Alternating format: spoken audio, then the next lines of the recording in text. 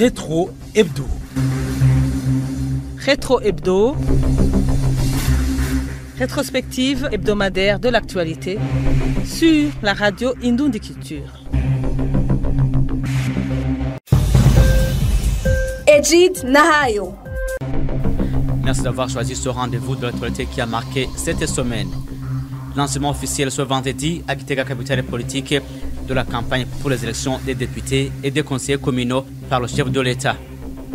Au cours de cette semaine également, l'Assemblée nationale a procédé à l'élection du nouveau commissaire de la Commission nationale indépendante des droits de l'homme en remplacement de l'ancienne équipe. Le gouvernement du Burundi a également, au cours de cette semaine, décidé de revoir à la hausse le prix par kilo du café cerise et celui des feuilles vertes du thé.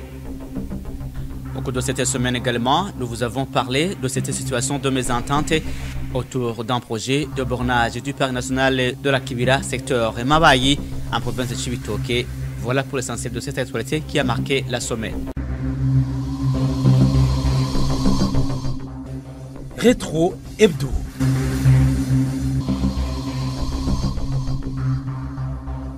Bienvenue encore une fois. Lancement officiel ce vendredi à Gitega, capitale politique, de la campagne pour les élections des députés et des conseillers communaux par le chef de l'État en présence de certains responsables des partis politiques. Le président de la République, Evariste Ndayishimiye, a appelé au respect de la culture démocratique. On fait le point avec Anissé Nangou, notre correspondant depuis Gitega. La campagne électorale pour les communales et législatives va débuter le 13 mai pour prendre fin le 2 juin de cette année où tous les jours elle se déroulera de 6h à 18h. À l'occasion de l'ouverture solennelle de la campagne électorale ce vendredi 9 mai dans la capitale politique devant les candidats conseillers communaux et députés en provenance des 5 provinces élargies et 42 communes. Prosper Ntagwamiye, président de la CENI, a fait savoir que 14 156 bureaux de vote sont prévus, dont 53 se trouvant en dehors du pays, et 9 662 candidats, dont 6 753 conseillers communaux et 2 909 députés. Nestor Gugushaka, président du CNL et délégué de parti de l'opposition, a demandé à tous les candidats de manifester la même fraternité, comme à cette occasion où ils se sont rencontrés dans la capitale politique avec les insignes de leur parti, mais dans l'harmonie. Il n'a pas manqué de dénoncer les cas d'intolérance et d'intimidation, ainsi que le favoritisme affiché par certains administratifs pour écarter les autres. Quant au secrétaire général du parti au pouvoir, Révérien Dikourio, il a indiqué que cette formation politique a déjà enseigné à ses militants qu'ils doivent se distinguer par une cohabitation pacifique avec tous les membres des autres organisations politiques.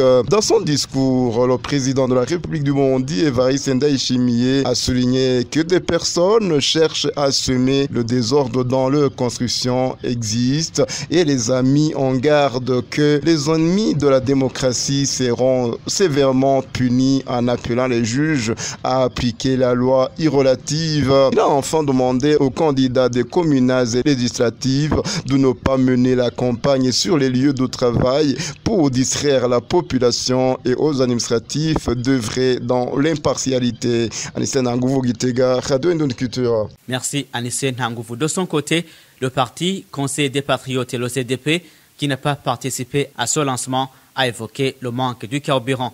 Dans une conférence de presse qu'il a tenue à Bujumbura, le président de cette formation politique a expliqué que la société pétrolière du Burundi, la Sopebu, avait rassuré à ce parti quant à l'approvisionnement en carburant, mais qu'à la dernière minute, ce parti n'a reçu que quelques litres pour un seul véhicule. Le point avec Dieudonné Niyonzigami. Alors que le lancement officiel de la campagne électorale par le chef de l'État, Evariste Ndayishimiye, à la capitale politique Gitega, s'est débuté ce vendredi, certains des partis politiques n'ont pas eu la chance d'y participer. Le parti CDP, Conseil des Patriotes, est parmi ces formations politiques. Le président du parti a signifié que la pénurie du carburant est à l'origine de cette non-représentativité. Anissé Niyonkuru a précisé que la société pétrolière du Burundi Sopebu a assuré l'approvisionnement en carburant, mais il n'a reçu qu'un carburant dans ces véhicules comme il explique si. Le manque de carburant, c'est un problème très sérieux. Nous avons un problème de déplacement parce que, vous voyez, les membres du parti CDP qui sont présents ici aimeraient tous être à Gitega.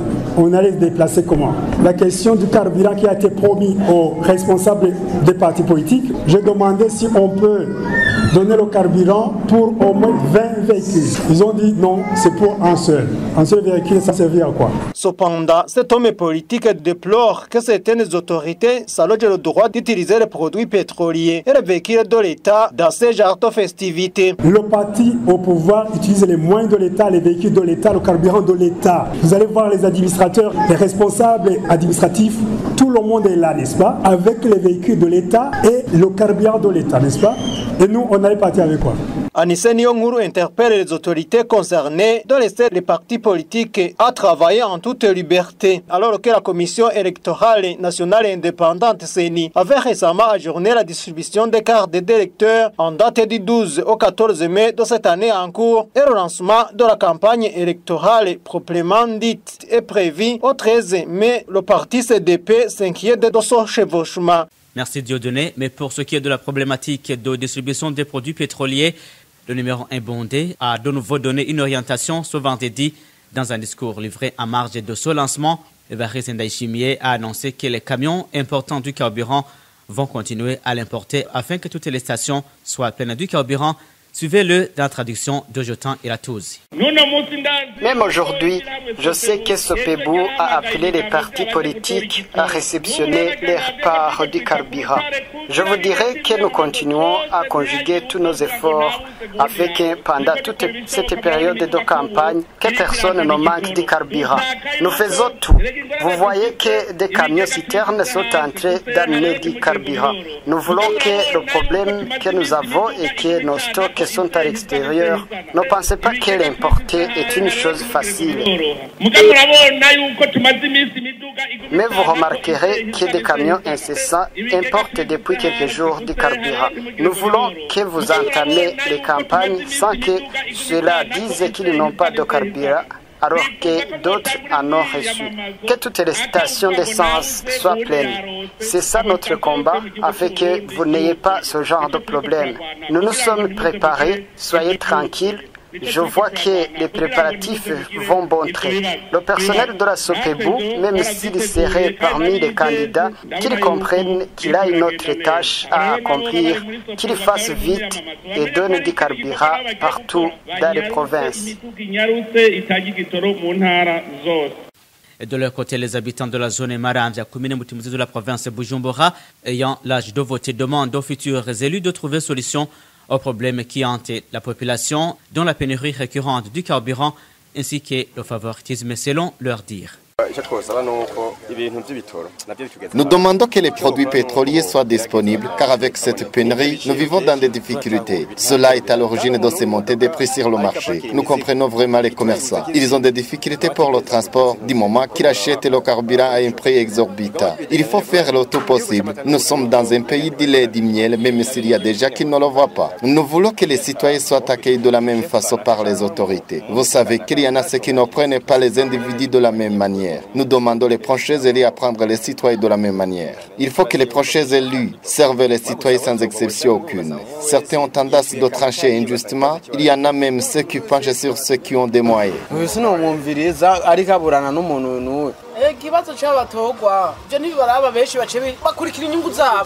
Le problème est qu'une fois élus, ces autorités ne travaillent que pour les intérêts. Ils profitent de cette occasion pour construire des maisons en étage. Il faut changer le comportement et aller écouter les doléances des citoyens. Mais après avoir été élus, ils construisent des habitations en étage seulement.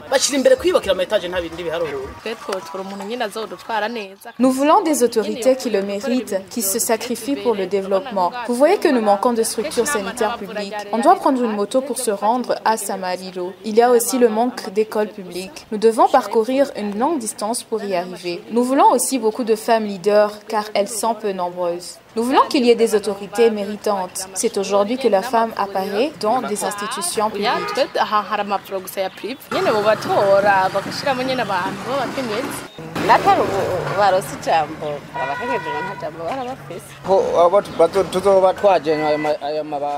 Pour ceux qui vont être élus, il faut qu'ils évitent le favoritisme.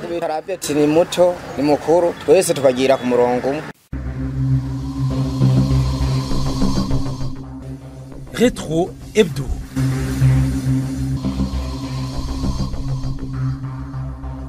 Les organisations féminines dénoncent un déséquilibre en matière de la dimension genre dans la loi du 7 juin 2024 portant réorganisation de l'administration communale.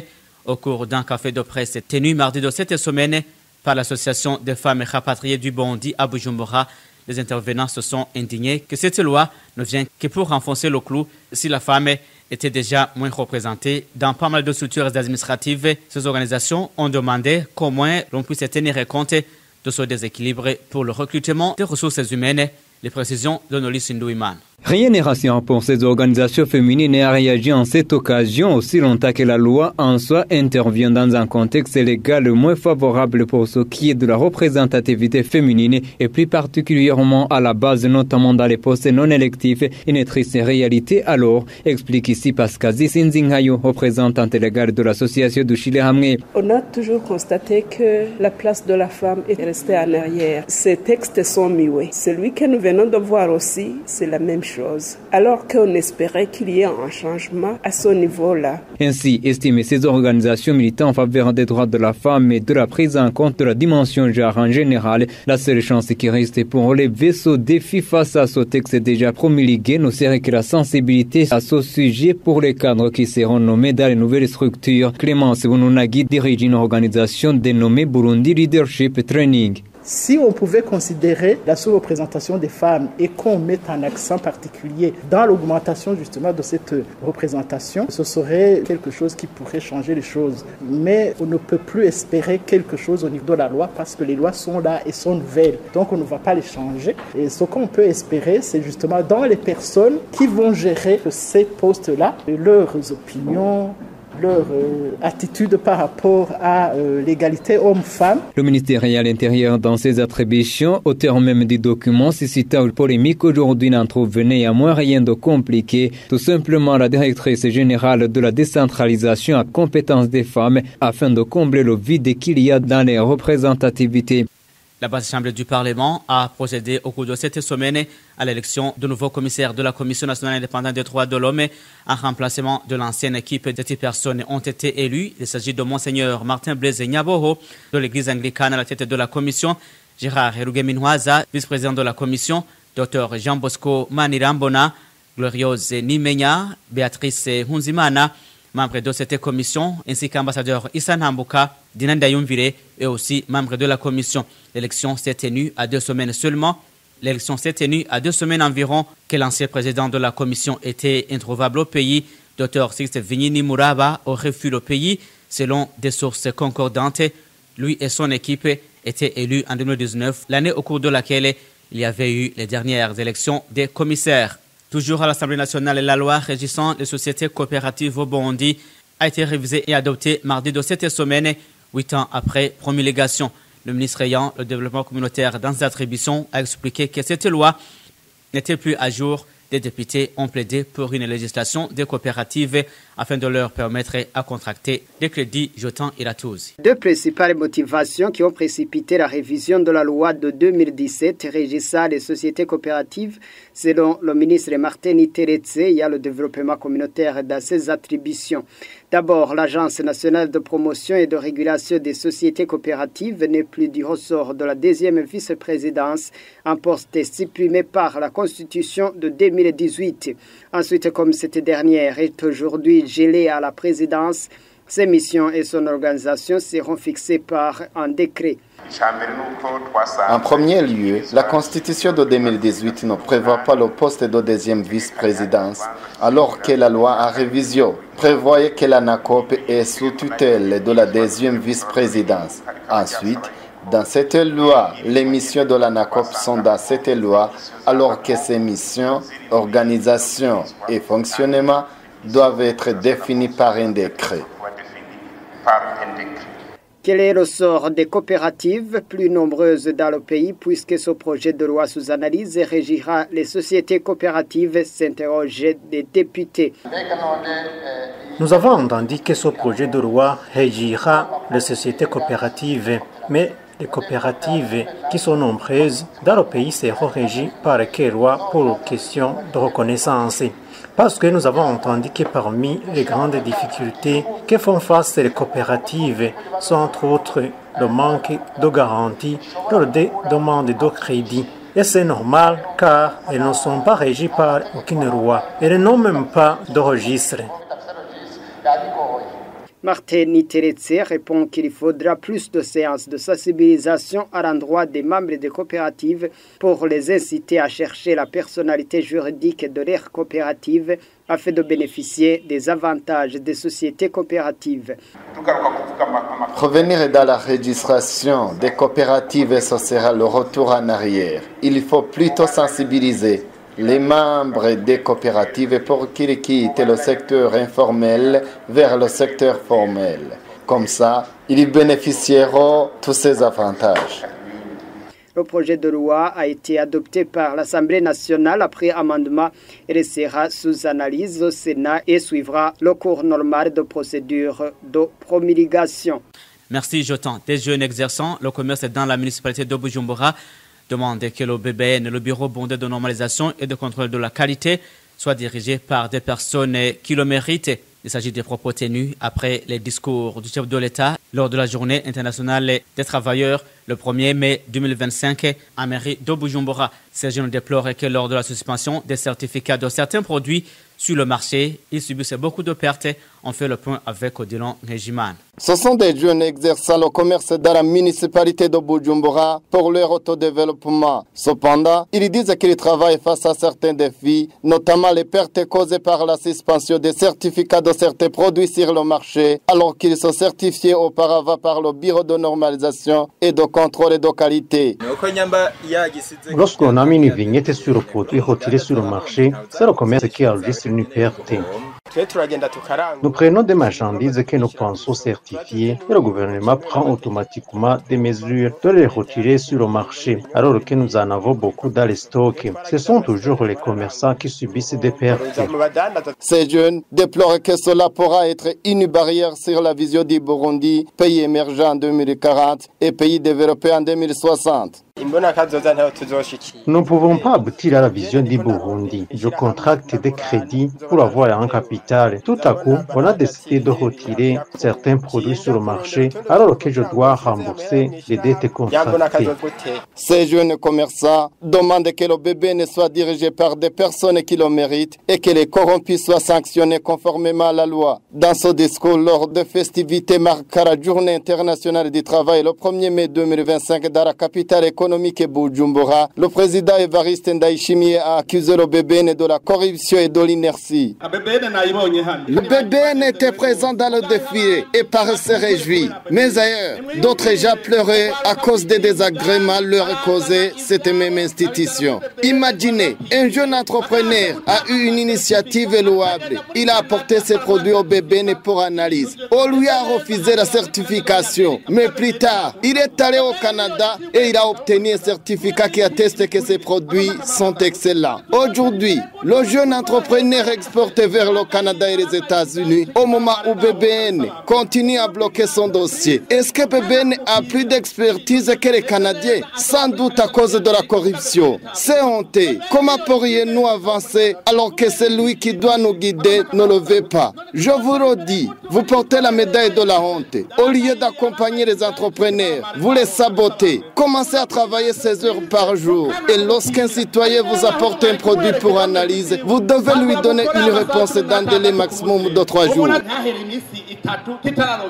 4 jours après ce discours, le président de la République a nommé le 5 mai 2025 le nouveau directeur général du Bureau de normalisation et de contrôle de qualité, Samuel Ndayiragije. Merci Odilon Régiment. Le gouvernement du Burundi a décidé de revoir à la hausse le prix par kilo du café cerise et celui des feuilles vertes du thé, respectivement de 1380 à 2800 et de 380 à 500 francs burundais par kilo. C'est après donc des réclamations des thé-culteurs, des caféculteurs, dans différentes provinces du pays sur la revue à la hausse des prix sur ces produits d'exportation. Le Conseil des ministres réuni mercredi de cette semaine justifie cette révision des prix sur ces produits par différents paramètres, tels qu'explique Jérôme Nyonzima, secrétaire général de l'État. Le calcul du prix d'achat tient compte de certains paramètres, notamment la production prévisionnelle, la qualité, le rendement moyen de transformation, les coûts de production et autres coûts opérationnels, le niveau de la bourse, le taux de change du dollar américain par rapport au franc burundais, et ainsi de suite. Après l'analyse de tous les scénarios proposés, le Conseil des ministres a retenu le prix de 2800 francs bout par kilo de café cerise et de 500 francs bout par kilo de feuilles vertes de thé et a formulé entre autres les recommandations suivantes.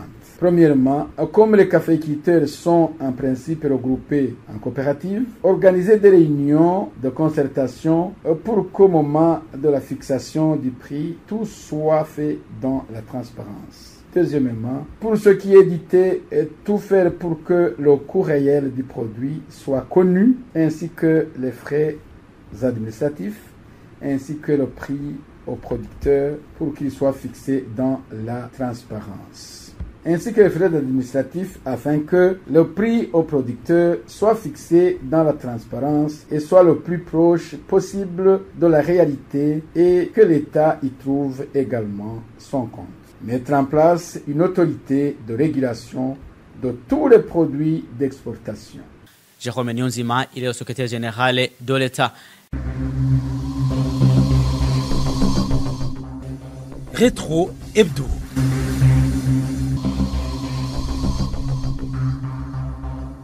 Lancement officiel de l'internement des concepteurs des épreuves du concours national édition 2025 ce vendredi.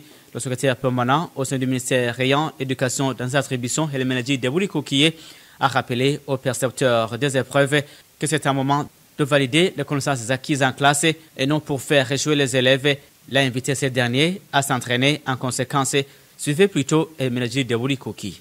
C'est un moment de choix de questions pour valider les connaissances acquises en classe. Donc que les questions à choisir soient des questions qui sont à la hauteur des enfants de 9e année, des questions qui vérifient réellement que l'enfant maîtrise la matière et que l'enfant donc, avec cette maîtrise, pourra bien affronter l'enseignement post-fondamental. À l'endroit des élèves, c'est de leur inviter à s'entraîner en conséquence, à s'entraîner suffisamment pour que toute la matière qui fera objet de l'examen soit bien maîtrisée. Pour ce jour qui reste, il faudra donc qu'ils consacrent toutes leurs énergies à revoir toute la matière enseignée, à chercher des explications là où il le faut et alors à avoir une concentration évidemment, bien sûr. Mais au moment de l'étude, je voudrais donc aussi qu'ils restent calmes et tranquilles parce qu'ils se préparent à un examen comme d'autres examens. Une situation de mésentente règne autour d'un projet de bornage du parc national de la Kibira, secteur de Mabaye en province de Chibitoke. Les exploitants des espaces empruntés à cette aire protégée protestent contre la cession des étendues occupées au moment où certains s'exposent aux sanctions. Des sources contactées plaident pour des indemnités une fois délocalisés et des leaders communautaires, tout comme les éco-gardes de la Kibira, parlent d'un programme qui doit à tout prix être obéi. Le point avec Nolis Ndouiman. Il s'agit d'un espace litigieux opposant les éco-gardes de la Kibira, secteur Mabaye et les ménages rivierains qui donc en faisaient une exploitation quotidienne depuis les moments de crise vers les années 1993. Des sources contactées estiment qu'elle serait objet d'injustice une fois sommée de dégager les propriétés héritées des ancêtres, reconnaissant toutefois l'existence des limites du parc. La forêt passe que derrière les eucalyptus, nous n'allons pas au-delà. Elle est vraiment respectée. Il y a des bananeries, il y a des avocatiers et des eucalyptus géants que les gens ont plantés. Nous sommes choqués de voir des gens qui nous demandent de quitter le lieu. On appelle ici la forêt, alors que nous cultivons depuis notre enfance. Il y a des arbres là-bas, il y a des arbres là-bas dans notre quartier. C'est par là qu'il est passé. Entre-temps, les anciens occupants de l'espace en question se disent prêts à dégager les lieux, quelles que soient les conséquences, à condition que les aient des indemnités à la juste valeur de leurs exploitations. Nous demandons une indemnisation pour qu'une fois l'État a besoin de cet endroit, comme on a dit que c'est une propriété de l'État, s'il nous donnait une indemnisation, nous pourrions déménager vers un autre endroit pour éviter que nos enfants soient expropriés et des bandits. Pas de commentaire jusqu'à présent de la part de l'autorité publique pour ce qui est de la réhabilitation des exploitants des alentours du parc national de la Kibira à Mabayi, que certains se sont vus refuser le droit au labour pour les dernières saisons. Plutôt le gardien en chef de la Kibira, secteur Mabayi, Azali Hibashira, prévient les contrevenants qui s'exposent aux sanctions. Nous leur disons de déménager car la force dont nous disposons est l'État. Organiser des réunions pour leur prier de quitter sans aucune autre considération, car il y en a même qui sont appréhendés et taxés d'amende. Ainsi, conseille à la population des leaders communautaires interrogés, nul ne doit faire la sourde oreille face à cette décision publique. Un certain Ulisso Bakala, un chef collinaire de Rutorero, rappelle lui aussi des sanctions prévues pour les récalcitrants. Nous conseillons de respecter la position de l'État et c'est pour le bien de la population car l'État c'est nous-mêmes. Si on nous demande de protéger l'environnement, c'est pour tout le monde, c'est le bien de la communauté. Le projet de bornage du parc national de la Kibira au secteur Mabayi en province Chibitoke, conjointement réalisé par l'organisation Conservation et Communauté de Changement avec l'Office burundais pour la protection de l'environnement, est en cours depuis une année bientôt et compte au moins restaurer un périmètre d'environ 350 hectares de superficie jusqu'ici exploités par la population. Nolisi Douima, des ménages victimes des inondations de Gatumba, province de Bujumbura, résidant devant les locaux de la zone Gatumba, déplorent des conditions difficiles dans lesquelles ils se trouvent. Ils plaident pour leur délocalisation dans le site de Matiazo, comme promis à Lissendaïsé. Ces habitants signifient que les conditions de vie qu'ils mènent aujourd'hui leur sont difficiles, vu les locaux qu'ils utilisent comme abri. Ils nous ont signifié qu'ils ne savent plus à quel sens se vouer. Ici, nous sommes vraiment malheureux. Le froid, s'il y a du vent, toute la poussière nous envahit. Nous n'avons pas où aller. Nous dormons ici avec les enfants. Ces habitants soulignent que jusque-là, ils n'ont plus d'espoir de regagner leur parcelle du fait que les restes est toujours inondés, tout en soulignant que certaines maisons ont été démolies. Nous ne pouvons pas retourner chez nous. Il y a beaucoup d'eau. Le sol ne sera plus sec.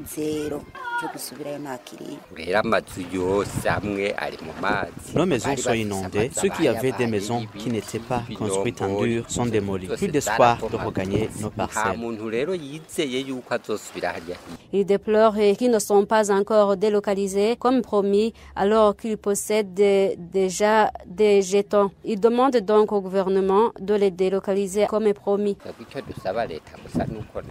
Ce que nous demandons au gouvernement, c'est de nous délocaliser comme il l'a fait pour les autres. Qu'ils nous donnent d'abri, qu'ils nous délocalisent où d'autres sont délocalisés pour avoir où dormir, où nos enfants pourront vivre. Le chef de zone Gatumba, Jean Muyoboke, confirme ces informations, mais souligne qu'il ignore des raisons de la lenteur de cette délocalisation. Leur habitat est vraiment indécent. Ils dorment à la belle étoile. Nous espérons que le gouvernement va s'en charger pour les délocaliser. Ils sont sur les listes. Nous ignorons pourquoi ils n'ont pas encore été délocalisés. Plus de 25 ménages habitent dans les immeubles de la zone Gatumba en attente d'être délocalisés. Environ 1000 familles sont délocalisées dans le site de Matiazo, dans la commune Mubimbi de la province Bujumbura. Merci Alice. Et enfin, c'est un ouf de soulagement pour les usagers de la route nationale numéro 20. Rusengo-Gisuru, un axe traversant donc la province Ruyigi, en cours de réhabilitation, qui depuis un certain temps était jonché de nids de poulet, mais facilitant aujourd'hui le transport des biens des personnes. Les personnes rencontrées sur les lieux témoignent la satisfaction avec la réduction des cas d'accident, mais demandent des mesures d'accompagnement pour la protection de cette infrastructure. Un avis d'ailleurs partagé par l'administration communale de Gisuru, qui indique avoir déjà soumis cette doléance. On fait le point avec Odilon Nejiman. C'est une piste qui relie la route nationale numéro 12 du côté du Burundi à la Tanzanie, passant par la commune Gisuru en province Ruyigi, dont les travaux de sa réhabilitation touchent à leur fin. Des usagers de cette voie, surtout ceux de la commune Gisuru, se réjouissent de cette réhabilitation du moment que la piste était vétuste, causant souvent des accidents parfois mortels. Actuellement, la route est en bon état. Il y avait des nids de poules et causait souvent des accidents de voitures et motos, mais elle est actuellement praticable. Néanmoins, certains soulèvent des inquiétudes par rapport à ces travaux. Les GCLOE considèrent les matériaux utilisés et craignent que cette route ne va pas rester longtemps en bon état. Nous nous réjouissons de ces travaux un peu. Il ne faut pas faire confiance. Une route réhabilitée comme ça, alors qu'elle n'est pas bitumée, il y a toujours quelque chose qui manque. Cette route est la plus fréquentée, c'est pourquoi elle pourra devenir impraticable petit à petit. L'administration communale à Gisuru, quant à elle, salue ces travaux. Gadeninganza, l'administrateur de cette commune, fait savoir que les activités commerciales et transfrontalières entre le Burundi et la Tanzanie ont repris depuis sa réhabilitation. Nous constatons une grande circulation de véhicules vers la Tanzanie car certains avaient peur que leurs véhicules puissent être endommagés. Cependant, cette autorité communale ne nie pas que cette infrastructure nécessite d'autres travaux pour renforcer les endroits très accidentés. L'appel que je peux lancer à l'endroit de la population ainsi que les autorités à la base est d'entretenir cette route. Nous souhaitons qu'elle ne soit pas vétuste comme avant, mais nous constatons qu'il y a un endroit appelé Winyuro où on n'a pas mis des matériaux qui ne sont pas proportionnels. Nous avons transmis la question aux autorités concernées et ils l'ont prise en main. La partie de la route nationale numéro 20 récemment réhabilitée Rusengo Gisuru en province Ruyigi mesure environ 37 km. Merci Odilon Régimane. C'est ici que nous bouclons cette actualité qui a marqué cette semaine. Merci de l'avoir suivi. Rétro Hebdo. Rétro Hebdo. Rétrospective hebdomadaire de l'actualité sur la radio Indoundi Culture.